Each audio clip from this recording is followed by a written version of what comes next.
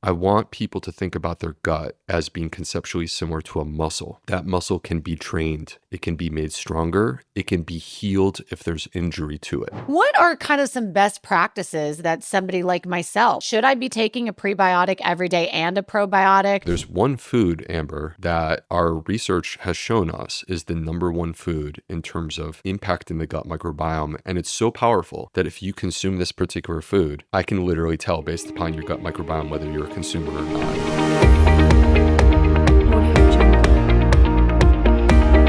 Hey, Dr. B, welcome to the show. I'm really excited to have you here. Oh, it's my pleasure, Amber. Thank you for having me. Yes. A fellow East Coaster. I love it. And so I am really excited to just talk all about what you are doing in the world of gut health, dive into. You've got some exciting things happening with your company, 38 Terra, and I can't wait to dive into that. But I really just want to get the listeners like primed and pumped for some gut health talk. So let's just dive into some rapid fire questions. And so I think this one comes up a lot. And this is why this is one of my first questions for you, because I think, and with my experience in helping women with achieving sustainable weight loss in the past, there's so much talk around like detoxing and gut cleanses. And, is there a common misconception when it comes to like detoxing and gut cleanses that actually could be preventing people from achieving true gut health? Like, should we be wary of these? I think we should actually be wary of these, to be honest with you. Yeah. Now, don't get me wrong. There's little things like if I'm not feeling too well, sometimes I will go on a brief fast, right? And that helps me to sort of get things back into balance. But the concept of like a 2-week thing or a 30-day thing, the problem is that, with these concepts, they're not sustainable.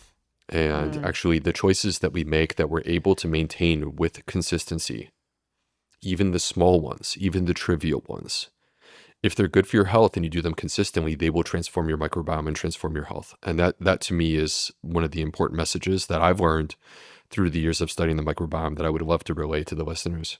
Yeah, for sure. Well, you said something about you like to go on like a brief fast, and I'm such a black and white. I'm like, okay, what are we talking here, Dr. B? Like what is a brief like fast and what does that look like? Yeah, I mean, this is, to me, there's a rather intuitive element to this, Okay. Amber. So I'm not sitting here I'm not advocating for this as a big part of my platform, but let's pretend that I've gone on vacation, right? And a little bit too indulgent on a number of different levels.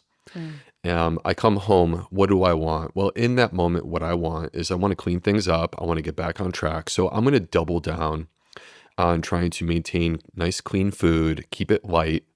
That might not be a 100% fast, right? It might just be a lighter diet relative to normal, or I might actually do a fast and just do like a 24-hour thing or less than 24 hours, skip and wait until the late afternoon to have my next meal. But I also am aligning this, just to be totally clear, like that's not the only thing that I'm doing in that moment. I'm also clearly avoiding alcohol, clearly avoiding sugar, and simultaneously trying to reorient my circadian rhythm, which I think is a really important part of that story.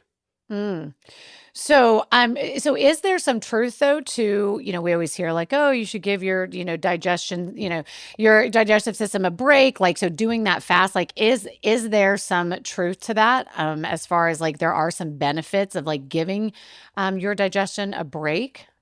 I'm of the belief that we should have a break for our digestive system. Yeah. That's not an argument for it to be 20 hours or 22 hours. Sure. To me, it starts with 12. Okay. And then you sort of build from there. And different people have different needs, men and women at different life stages have different needs. So I think it's required to have a bit of an intuitive element to this where you start with 12 hours and then you go from there. But I think the other part that gets lost in this conversation many times is that we fixate on like how many hours and the timing. The timing is really important. Because you could eat literally the exact same food and eat it at different times a day, and it will have different effects on your body. And when you're eating late at night, when I'm talking after 9 p.m., when the sun goes down, you are not supposed to be eating heavy meals at that point of the day. And it actually will have a different metabolic effect on your body. It will raise your blood sugar more than the exact same meal would have hours earlier. And it also sets you up where you actually are activating inflammatory pathways overnight during a time when you're supposed to be resting and repairing your body as opposed to inflammatory. Mm. Well, I think kind of the big question on so many, listeners' minds, and I know for me too, before I really dove in and like understood gut health and kind of how it works, and I'm still learning, obviously, that's not what I specialize in, but I just think it's like, how do we know if, like, what should we be looking for to know if our gut is in, a good place, right? Like if we have a healthy gut, or maybe what are some of the things, that we should be looking for, maybe other than just, I think a lot of us know, like, okay, well, if you're not having regular bowel movements, right? Like that's a sign that your gut could be jacked up, right? But but that's not the only thing, right? So are there some other symptoms that maybe could be flying under the radar, or maybe that we should look at or just be aware of to know, like, yeah, are things good or do we need some help here?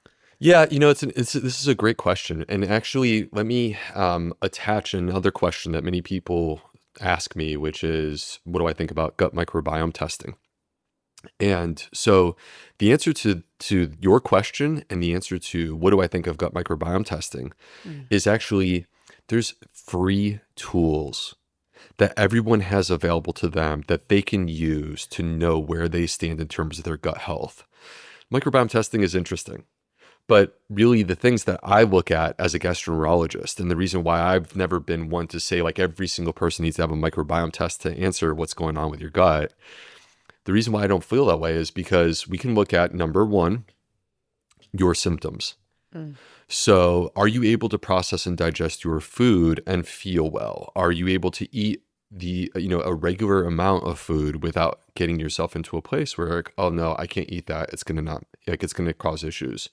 Right. No, I mean, look, anyone, if you overdo it on one particular food, of course, that's going to upset your stomach. You live in Atlanta. I went to the Coca-Cola museum one time. Oh my God. Did you get all the sodas? Like a total bonehead, Yeah. Highly intelligent person there. So, and then I proceeded to have diarrhea for the rest of the day. Oh my God. It reminds me of like when I don't know if you used to go to the skating rink when you were a kid, but like I definitely did. And we would get this thing. And back then we called it a suicide, which obviously we don't use that word as much. We're a little more sensitive now, but it was just basically where, yes, you just took every single soda and just mixed it. And then that was your concoction. So did you do that, or did you just taste them individually? Well, I went one by one, and I think they have like over 100 different flavors. And I went one by one, and I made it my personal mission to try all of these flavors. And I think like out of 100, about 85 of them are Fanta and like different fruits from across the world. It's kind of interesting, actually. Like South America's got some interesting sodas that they like. That's so funny. But anyway, like that's my point, though, is that if you overdo it with one particular food, then yeah, of course that's going to cause that. But can you consume a normal amount of normal food, right? Like there are people who say, well, I just can't eat beans because they cause too much gas. And if that's the case, then what you're telling me is that your gut's not where it needs to be, and that we have an opportunity to make it stronger and make it better. Bloating, gas, abdominal discomfort, change in bowels, diarrhea, constipation. By the way, that brings me to the second thing that I'm talking about, which is bowel movements. So to me, the bowel movement is I know it's something that we're not supposed to talk about, but I have to talk about this because I'm of the belief that this is a window into our gut health. Yes. And what we're supposed to be having is there's this thing called the Bristol stool scale. And anyone can look this up. There's 7 different pictures of poop. And every time you go, you can take a look at that and you can say, well, which one do I have? And if you have the preferred one, it's called a Bristol 4. And this is like a sausage-shaped, soft but formed bowel movement. But if you deviate towards constipation, it moves to a place of hard, lumpy, bumpy, got cracks, starts to get to like a rabbit pellet. All right. And that's a Bristol 1 is a rabbit pellet. Or you could be moving in the opposite direction. Of course, the opposite direction would be diarrhea. And as you move from Bristol 4 up to 5, 6, and 7, you're getting looser to the point of being diarrhea water. Right. And what we do know is that actually every single one of these is associated with specific changes in the gut microbiome. Mm, So your gut microbiome and your bowel movements are completely intertwined. mm, And if you want to know what's going on with your gut health, let's start there.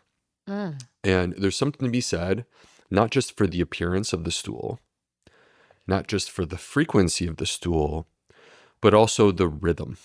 Our body is designed to be in rhythm. Our gut is designed to be in rhythm. And when people are in rhythm, they go regularly.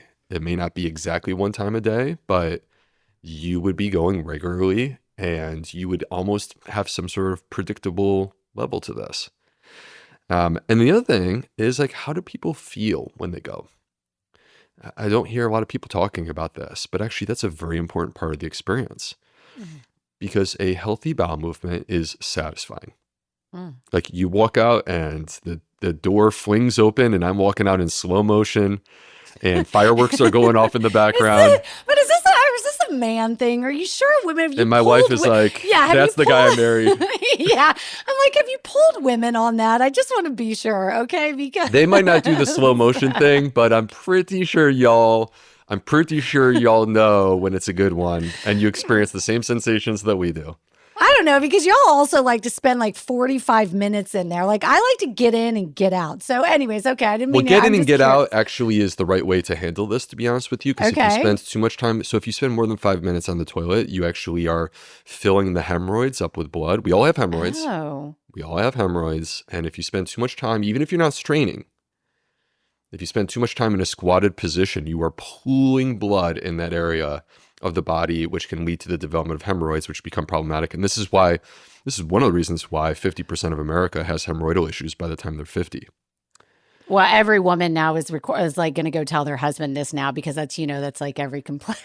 Yeah, well, and you know what we're doing in there. You know what we're doing in there. We're not Yes. pooping. We're not No, pooping. yeah, It's a quiet no. space, right? It's your alone time. So Yeah, yeah. Okay, anyway, yeah. all right. And there's a third thing real quick. And the third thing is also your health history. Mm, So there is actually, if you were to grab my first book, Fiber Fueled, which is if you're watching on YouTube, you'll see it right here. I have in there a series of tables in chapter 1 where I define the connections between the gut microbiome and different health conditions that include mm, digestive conditions. Like I'm a gastroenterologist, so irritable bowel syndrome and Crohn's disease, ulcerative colitis, celiac disease, acid reflux. We could keep going. But it also is connected to our metabolism. So mm, high blood pressure, high cholesterol, type 2 diabetes, type 1 diabetes, obesity.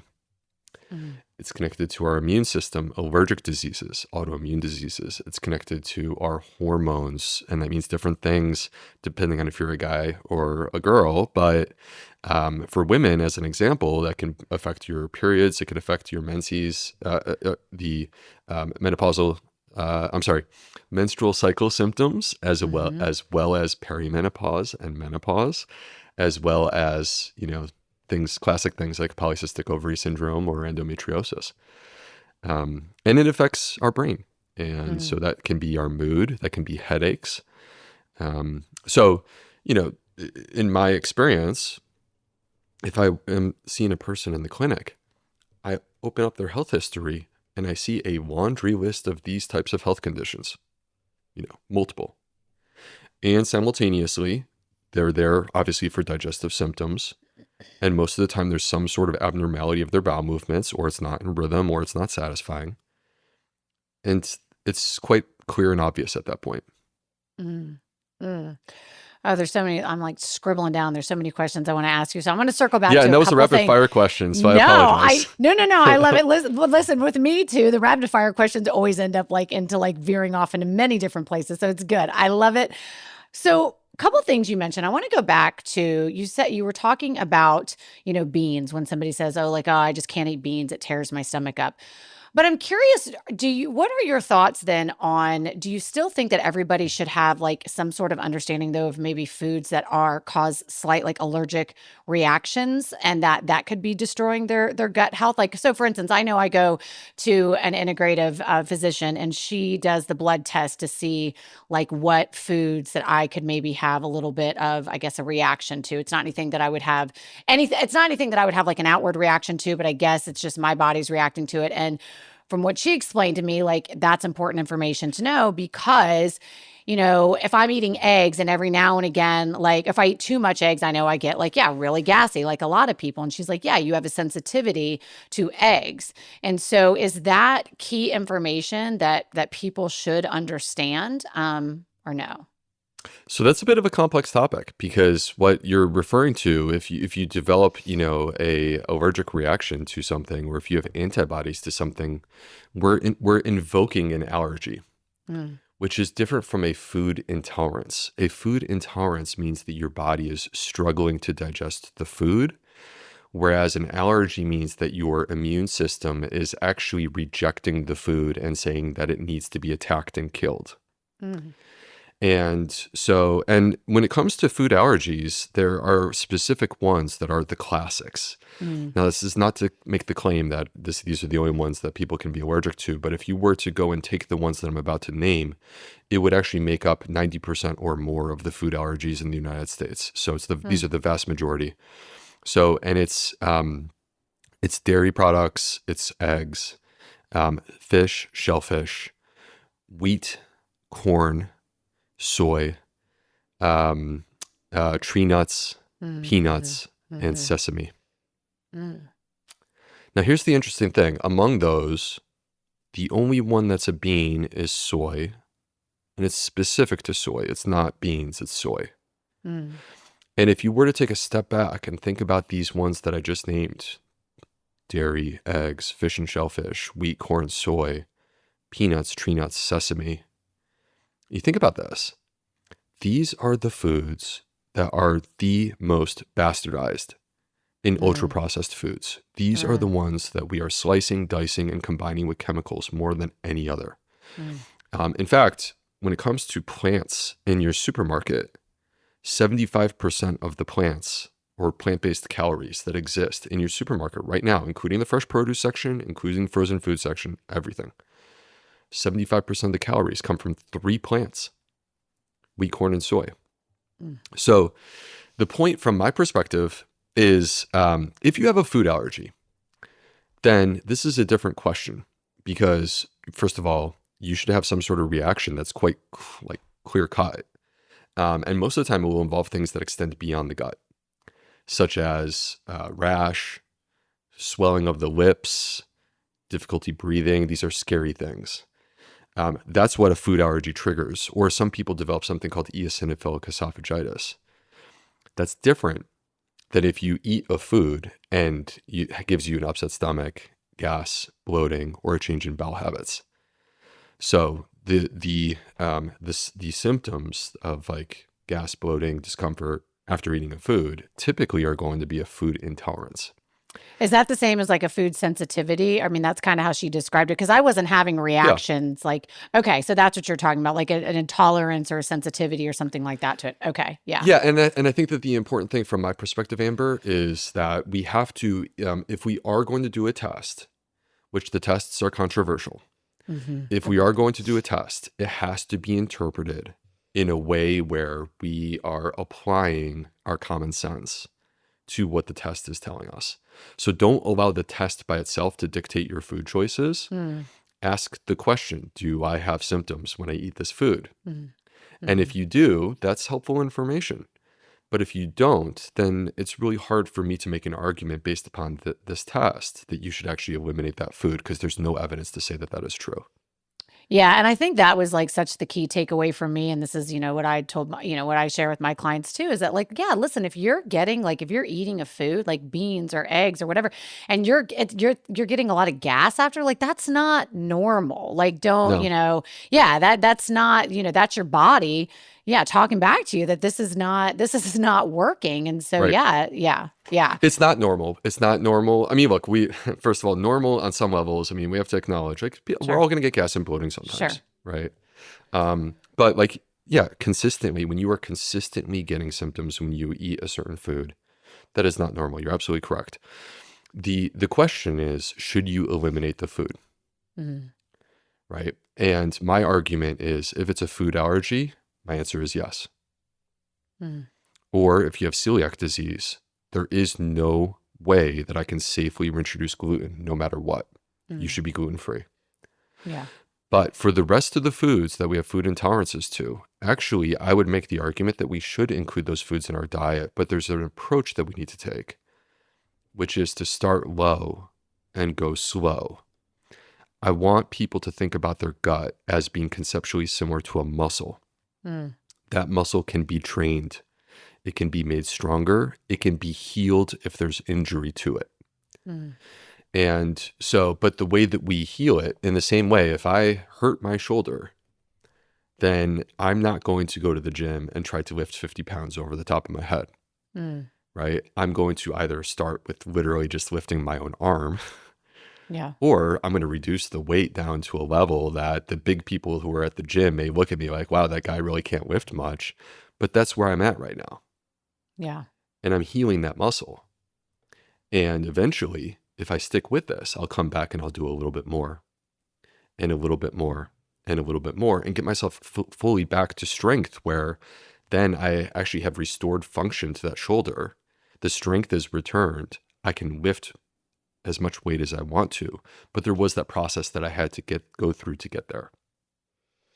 Well, so then, what is that process, right? I mean, does it, if somebody wants, is this something that somebody, and I understand everybody is different. It depends on what their symptoms are. It depends on what's going on. But let's just say, let's take the example. I think of somebody who is, and I think there's a lot of listeners out there who, relatively healthy, right? But they, maybe, yeah, when they do eat the beans or the eggs or whatever it is, or maybe they're noticing that their rhythm with their bowel movements is not as, is a little bit out of whack.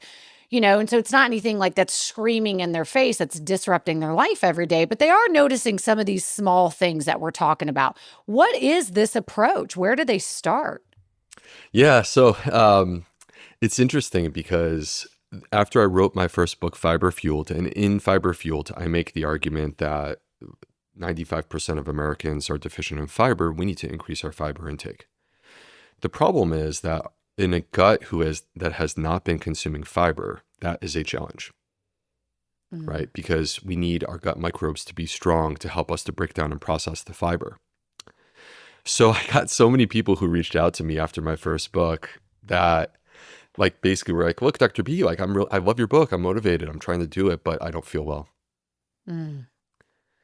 And so that inspired me for my second book, which is called the Fiber Fueled Cookbook, which to the listeners, that sounds like, well, he's got a cookbook with, photos and recipes. That is true. It does have that. But actually, I view it as a protocol for healing food intolerances and basically addressing the issue of what you just described.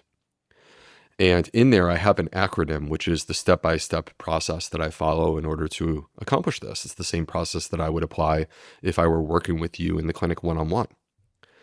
And that acronym is GROWTH, GROWTH. Now, quick background, I'm a big believer in the growth mindset. Mm-hmm. But in this particular setting, what I'm talking about is restoring function to the gut, growth.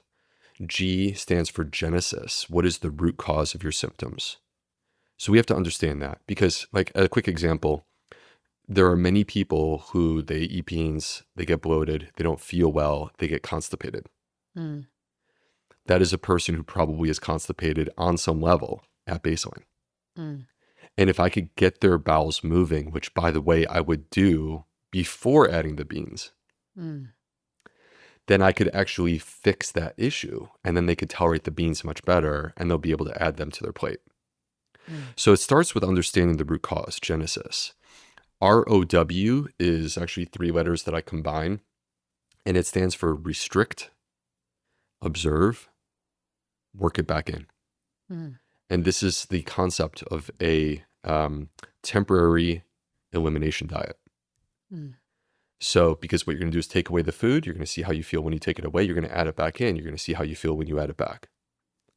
That helps you to understand your body and how your body responds to that food. All right, T stands for train your gut. And it kind of aligns with what I described a moment ago, this concept of your gut as a muscle. It can be trained.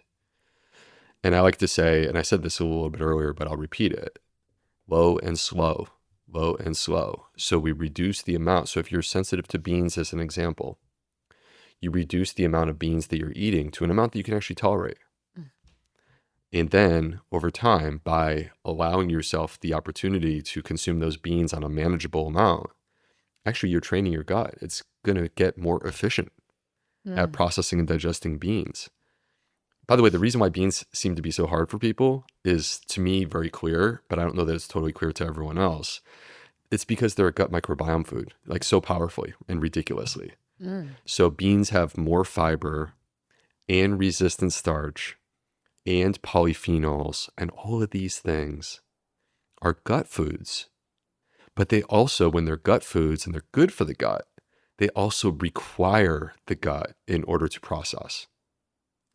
So that's the reason why beans are so hard for people. Anyway, and then the last letter is H, and H stands for holistic healing. Mm. And this was me saying, look, this is not just engineering. Mm. This is not just, a list of foods. You are a person, and there's a lot there in terms of complexity that all is affecting how you digest. So many of us manifest our stress in our stomach. Mm.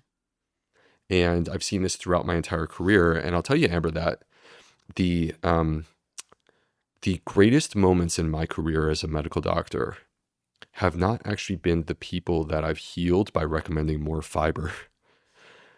The greatest moments of my career have actually been the people who I develop a really powerful doctor-patient relationship with them, Mm.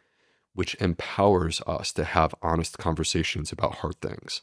Mm. And opens up the opportunity for eventually it to come out that perhaps they were exposed to trauma, Mm. right? Or disordered eating or challenges during their childhood. Mm. And they may not realize or make the connection that these things that they are pushing aside because they don't think it's relevant to the symptoms that they're experiencing in their gut, that actually the subconscious mind is actually powerfully connected to your gut, and that sometimes those things need to be brought out into the open and they need to be addressed directly, because when you heal them, you heal Mm. everything else. Mm. Mm. So anyway, that's my approach. No, I absolutely love that. And I think also what's really important too, and I know, in the past when I've, gone through periods in my life where I felt like my gut health was not working for me, it's also what it also requires, I think, is also just looking at some of your other lifestyle habits, right? It's like, okay, well, like how much alcohol are you drinking, Yeah, right? Like how much so of true. like how much of your diet is sugar? Like what are we, how many like chemicals and how much processed food are you eating, and how much sleep are you getting? And I think all of that, I think you would agree falls under that kind of that holistic lens. Like, can't just like dump a bunch of probiotics and prebiotics on it and just hope for the best. Like, I think if you want long-term success, you've got to look at some of these other things too. Oh, I completely agree with you. And I think that one of the problems that we have is that there's things that we have normalized Yeah. that are part of our culture, and we just accept them to be true, right? This is the way people live. But the problem is that if you went back 100 or 150 years ago, no one lived this way, or Yeah. the way that they lived was very different compared to the way it is now. Yeah. We hop in our car every single day and it drives us around, and cars didn't exist 100 years ago, basically. Yeah. Yeah. Yeah, for sure. Well, let's talk a little bit about then some prebiotics and some probiotics. I had a guest not that long ago that was actually, and I was curious on your take on this, that was talking about the idea of, I think, GMO prebiotics. Like basically there's I think a lot of, I'm starting to notice on the market, there's supplements you can take that will actually take like the sugar out of your diet and convert it to a fiber, is that, and then things like that. I'm curious, just in your experience, and this is where, it's so tough. And I know this, like where, God, there's so much freaking information out there. People just don't know Yeah, what to do. They don't know, like, one person saying, oh, probiotics are a bunch of bullshit. Like you can't, that doesn't, they don't really do anything. yeah, And really, it's like or it's like, hey, the GMO prebiotics is where it's at, or like, and people just don't know. Right. right. So I always love just sharing different experts' perspectives and just but what the research shows and all of that. So yeah, let's talk a little bit about what's somebody supposed to do when it comes to that. Well, I think that this is what you're opening up is a conversation about information and trying to find accurate, trustworthy sources of information in the 21st century, right? Because when you and I were kids, we had encyclopedias, and those things don't exist, or we would go to the library. That's true. That is right? true. Yes. And those things don't exist anymore. And libraries are great for like certain things, like, getting books for your kids to read and stuff like this. But it's different. When we want to research stuff, we turn to the internet now. And at first, this was like the information superhighway, but eventually it started to spin into something where it's just like, look, there's no filter. Anyone can have any opinion. Anyone can claim to be an expert, right? So, but for some reason, we just tend to trust. We tend to trust whatever it is that we're reading. Like, oh, wow, I can't believe that. That doesn't make sense, but I believe it to be true. We have to learn to pump the brakes and ask the question first, like, is this a person worthy of my trust? Is this information even common sense? Is this just a hot take? Because even trustworthy people make hot takes in the interest of clicks or hacking the algorithm on social media, because it's hard to like get into nuance on social media and get anyone to pay attention. Sure. So, but the truth to me is like these topics are not so simple as black and white, yes or no. Probiotics aren't categorically good or bad. There's a nuanced conversation there. So let's talk about that right now. I've seen thousands and thousands of patients who have benefited from probiotics. It doesn't mean that I think that every single person in the United States should be taking a probiotic. I think that we require a targeted approach. So really, if you're going to use a probiotic, and by the way, just in the event that this is a term that's not totally clear, probiotic refers to living microorganisms, typically either bacteria or yeast, that have been shown in clinical research to provide a benefit to human health. So it's not just living microbes, it's actually a specific microbes in specific amounts that are beneficial to humans in studies. So anyway, when we're thinking about should I be taking a probiotic, to me, it starts with the question, what are you hoping to accomplish? And then if you answer that question, like for example, if you were to say, well, I'm hoping to improve bloating. Okay, let's turn to the research and ask the question, for the purpose of improving bloating, what probiotic has human studies to demonstrate that it does in fact help to accomplish that? And so then if you find that, you should try that probiotic at the dose that was studied. But importantly, and Amber, I hope you don't mind, I'll just use you as an example. You have a unique microbiome. There is no one on the planet that has the same microbiome as you. Interestingly, you do share microbes with your partners, the people that you live with your children, things like this. But you're still unique. And even if you had an identical twin, you would only share about 30% of the same microbes. You'd be 70% different in an identical twin. So because of that, we don't know what the probiotic will do to your gut. So when you start taking it, even if the research says this is the ideal probiotic for bloating, we have to see how it affects you. Okay. And so try it for a month, at the most 2 months, see how you feel. And if you get the benefit that you're looking for and you're comfortable with the price tag, cool. But on the flip side, if you don't notice any benefits, I don't care what the study says, you're the person who didn't benefit from this particular thing. Now, prebiotics are a little bit different. Prebiotics, and we're going to, by the way, be seeing this more and more and more. Like many people who are listening probably have noticed that the word prebiotic is on some of the food in your supermarket now, right? This wasn't the case a few years ago. So prebiotics refer to food for the gut microbiome that has proven to have benefits for human health. The classic prebiotic is fiber. And the reason why when we consume fiber, specifically prebiotic fiber, not all fiber is prebiotic, but when we consume prebiotic fiber, it gets transformed by our microbes into what are called short chain fatty acids. So it stops being fiber And now it's something different called short chain fatty acids. And these short chain fatty acids, butyrate, acetate, and propionate, these are the most anti-inflammatory compounds that I've ever come across in my 20 plus years of studying medicine. Okay, so prebiotics feed the microbiome. The reason that I'm a believer in prebiotics, and by the way, full transparency, started a company called 38 Terra, that our first product, this is what it is. It's the prebiotic supplement that I always wished I could have as a gastroenterologist. The reason why I believe in this is that I can't tell you exactly how the prebiotics will affect you specifically, Amber, because you have a unique microbiome. But what I do know is that when I introduce these prebiotics into your gut microbiome, the right bacteria are going to step up, and they're going to help us to unpack the fiber, release the short chain fatty acids, and then your microbiome will change as a result of this. So you will have an improved microbiome, and simultaneously you get the benefit of these short chain fatty acids. So the problem that we have is that, and goes back to the original thesis in my first book, Fiber Field, is that 95% of Americans are deficient in fiber. I want people to fill that gap. It has to start with diet.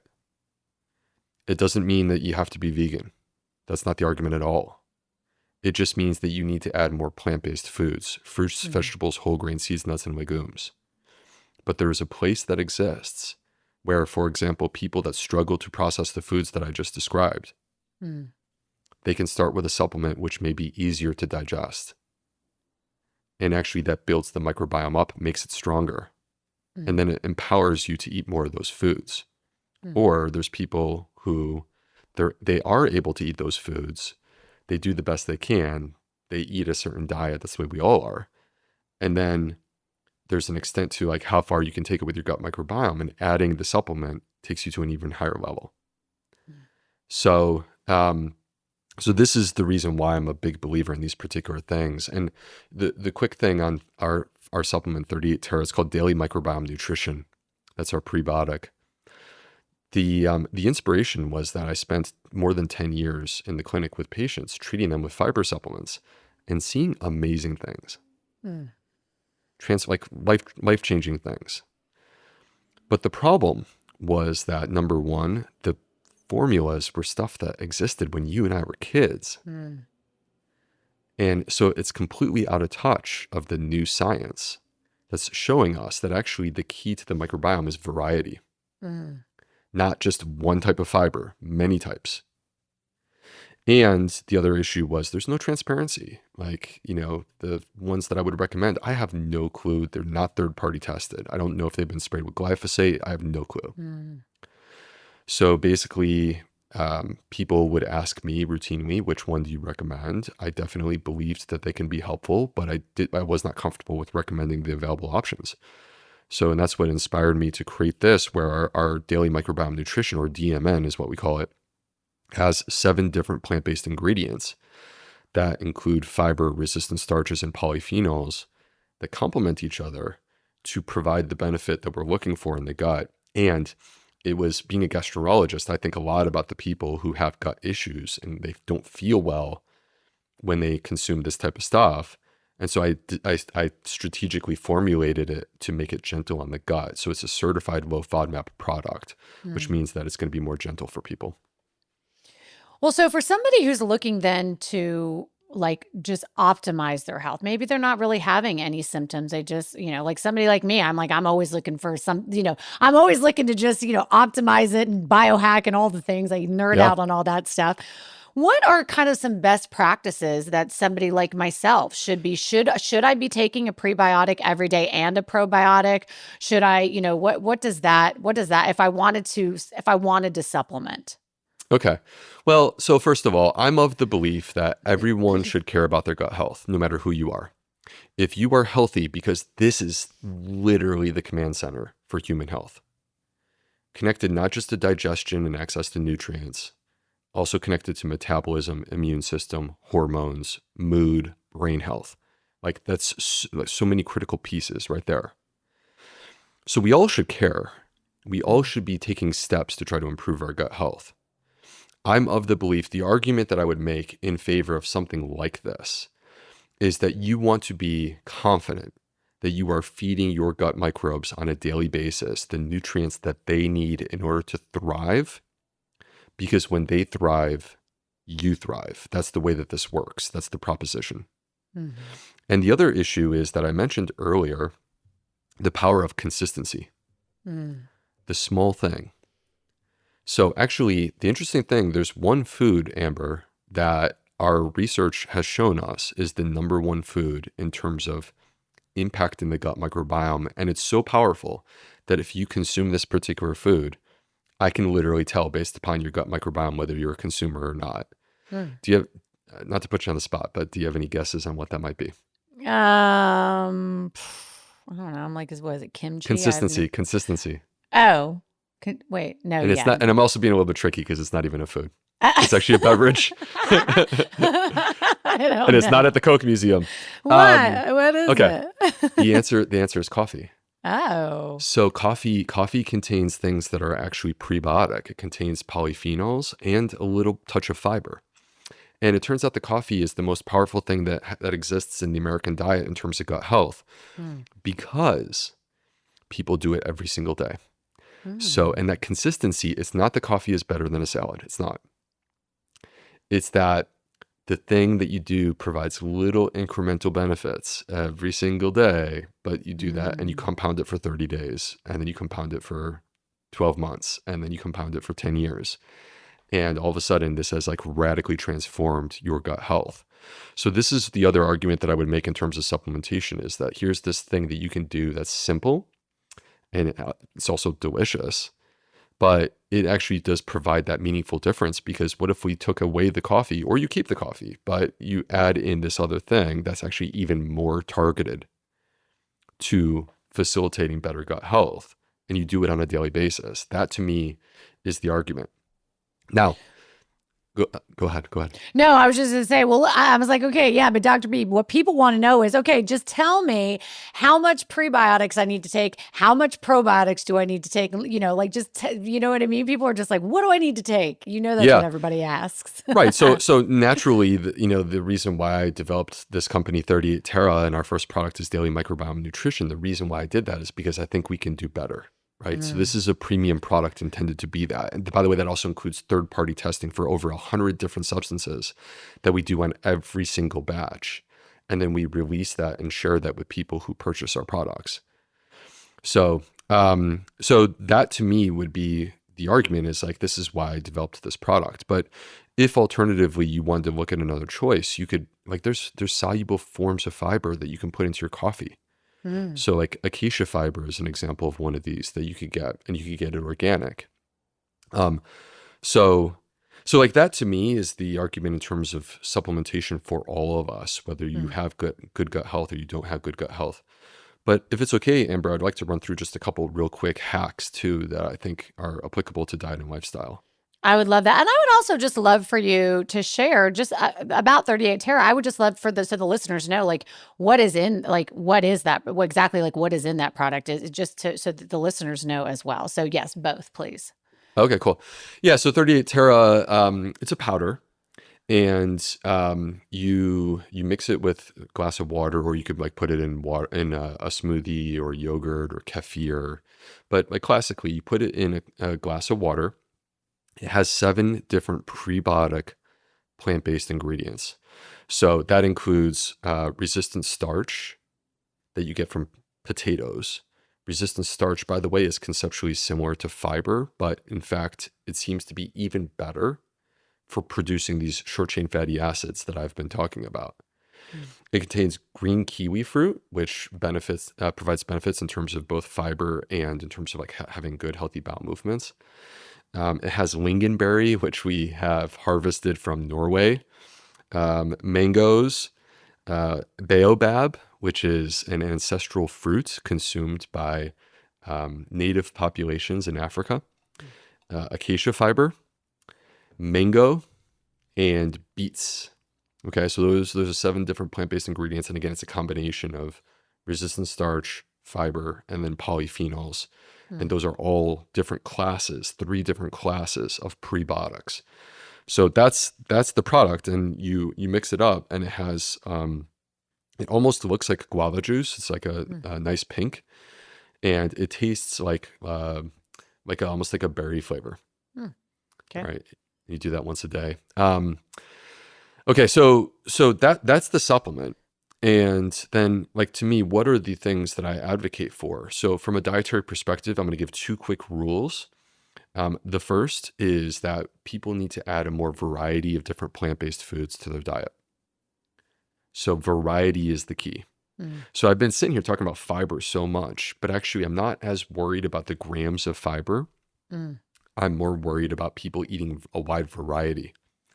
So every single time you go to the supermarket or you're in the kitchen or you're at the dinner table, this is a chance to do that. The second thing you said, kimchi, I love Mm. that because fermented foods. Yeah. So these are tradition-based foods. Every culture in human history prior to the 20th century, they included this. And they're living foods. They have probiotics. They also have prebiotics in many cases. And the research shows, this is research out of Stanford University, that adding fermented food to your diet increases the health of your gut microbiome and reduces inflammation in the body. Mm. So those are the two takeaways for nutrition. And then I want to, from a lifestyle perspective, of course, exercise is good. But what we should do in terms of exercise is switch it up. Different forms of exercise provide different benefits. Mm-hmm. Don't just always do the exact same routine. Mm. This is why having both a strength-based or weight-based program and having a cardiovascular program can also be great. Mm-hmm. And then I want people to structure their day to align with the rise and fall of the sun. So I mentioned a bit earlier that we've normalized things that are abnormal. Mm. And that includes how much time we spend indoors. Mm. We were never that way. And we literally can just sit on a couch and we can watch TV all day long, never have to step outside. Mm. So, but actually our body really requires morning sunlight. If you go camping, this naturally happens. You can't avoid it. Mm. But I make a personal choice on a daily basis to take a walk sometime in the morning to expose my eyes to natural sunlight. Mm. Even when the weather is not ideal, even when it's overcast and cloudy.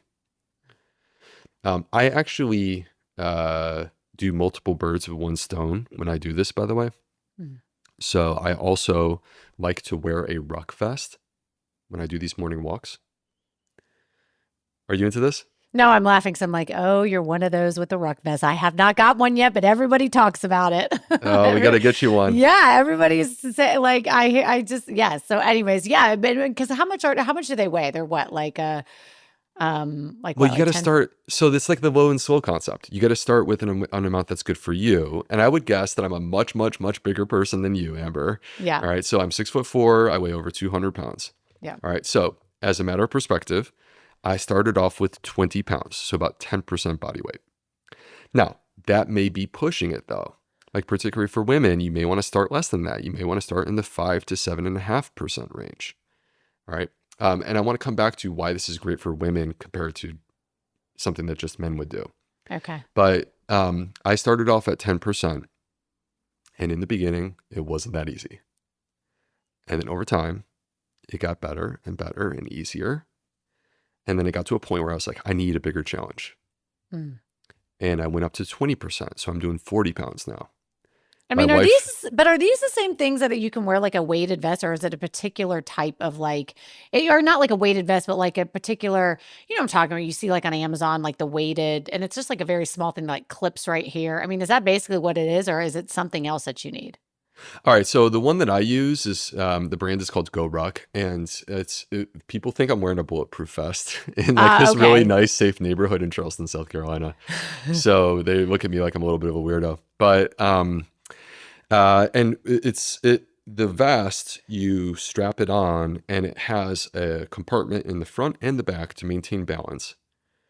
And into those spaces, you add these plates. They're like Okay. metal plates that weigh these exact amounts. Okay. So, all right. The benefit of this, I want to add, I'm a big believer not just in morning sunlight exposure. I'm a big believer in some form of mild morning exercise. Mm, All right. You can go hard if you want to, but what I'm advocating for is actually just taking a walk, but actually making it a little bit more effort than just taking a walk. mm, So, and that's where my ruck vest comes in. And when I get done, I feel so good. mm, And I actually am energized for the rest of the day. Like I don't have that afternoon lull where I need an energy drink or something like this. mm. All right. And then the third part is, and I was going to come to this, but I guess I have to just say it now.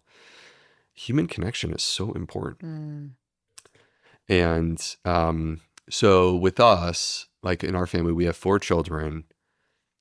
These walks are an opportunity to spend time with my wife, to feel connected to my spouse. These walks are also an opportunity, not every time, but sometimes, to share the benefits of morning sunlight and a walk with our children, right? So it's kind of like, look, I can walk, get my morning sunlight, move my body, get my heart rate up and breathe a little bit because I have the ruck fast. And simultaneously, my wife is happy because like we're connected to each other. We're talking every single day, right? It's not just dealing with kids all day. You know how it is. I do, but I'm thinking to myself, I don't know what the hell goes on at your house in the morning, but my house is total mayhem in the morning, trying to get these damn kids on the bus. I'm like, I'm like, maybe I could do that on the weekend. I'm like, because I don't Yeah. know. I'm like, I don't know. Well, you got to figure out how to make this work for Yeah, you, yeah, right? yeah, yeah, Right. yeah. And I love maybe it doesn't include the walk with the spouse if you can't schedule it. I'm just But I saying love though that that. like it's nice. Yeah. It's nice to like have that time. Yeah, I love All right. that. So the benefits, by the way, of I promised that I would mention for women why Yeah. I would advocate for rucking. So it's really that I think that in this conversation about women's health, which I love that this is happening, I think it's so important. But one of the things that has been lost is like we want women with strong bones in all stages of life. Mm, And bone health is developing in your 20s. And then once you get past your 20s, actually, bone density loss occurs over the decades. The way that we protect this and make the bones as strong as possible is actually through weight-based exercise. mm. So it's not just the calcium and vitamin D thing, which is, I feel like it's often presented that way. The most powerful tool that you have to have strong, healthy bones is actually weight-based exercise. And this is the perfect example of that because by carrying some extra weight, you actually are putting some extra strain on those bones and they grow stronger as a result of this.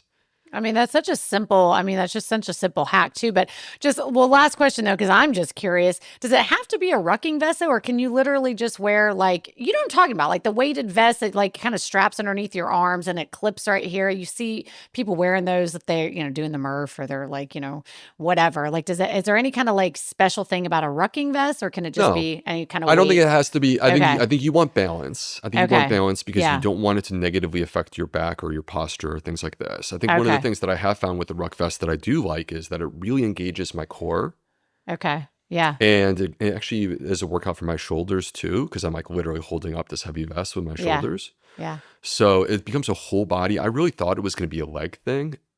It is, but it's also a major core thing and a shoulder Yeah. thing. Yeah. So you don't have to do a ruck vest. There's other ways that you can do this, but I want No, you to but get I your think heart rate up. that's so easy. I'm even thinking I just bought a walking pad over here because I feel like I'm sitting for 12 hours a day, and I'm like I need to be able to like move some. So I'm like I might slap that weighted vest on, just walking on my walking Slap pads. it. Do it. All right. Oh my gosh, So awesome. the other thing is that the morning sunlight exposure. Yeah. So there's a number of different elements to this. First of all, we've all heard that like there's seasonal affective disorder, right? The days get shorter, people get depressed. The reason why is sunlight exposure Mm, because sunlight, believe it or not, stimulates the production of serotonin.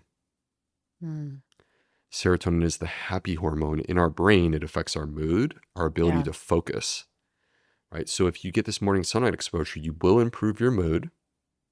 You also will improve your ability to focus and do work during the day. Mm, But there's also serotonin release in the gut. In fact, 95% of serotonin is produced in the gut. mhm. That's because it's a motility agent. So taking this morning walk, getting that sunlight exposure actually is good for healthy bowels. Mm. You might Mm. notice a good healthy bowel movement after this. Mm. And then here's the interesting thing. I didn't know this until very recently. Serotonin gets broken down and transformed something on the order of 12 to 16 hours later into melatonin. Mm. Melatonin is the sleepy time hormone. Mm.